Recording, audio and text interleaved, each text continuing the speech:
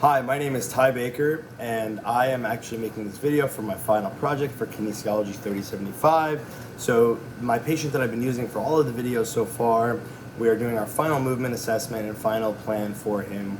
So earlier and stated in the previous videos, we were able to discover he has excessive pronation syndrome or pronation distortion syndrome.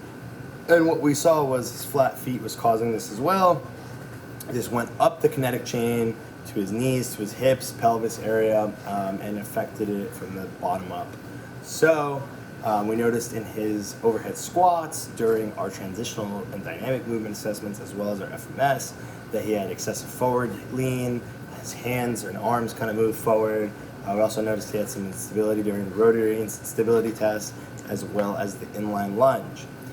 So all of these things are connected. And that's the biggest thing that we need to understand and step we need to take.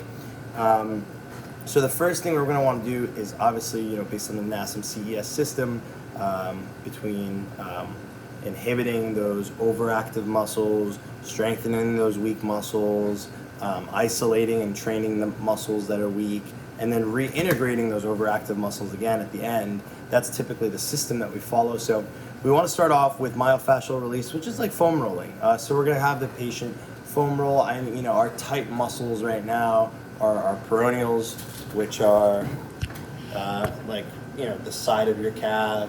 And we have our gastro. We have our soleus, which is below. Our IT band that runs from the hip to the knee. We have our hamstring and our adductor complex. That's why, remember, the knees are going to come out because of our weak adductors here, our tight adductors here. We're also going to notice the bicep femoris as well. And we're going to have a very underactive posterior tibialis, anterior tibialis, as well as a glute med and glute max. So we'll start off with myofascial release with the foam roller. We'll always begin our sessions like this, and especially this is after our original 4-week plan that I just mentioned. This is an advanced plan. We will move to wall sits with dorsiflexion. We're going to want to do that 1 times 10 for each foot, and then if we can, 1 times 20 for both feet. So, wall sits with dorsiflexion as we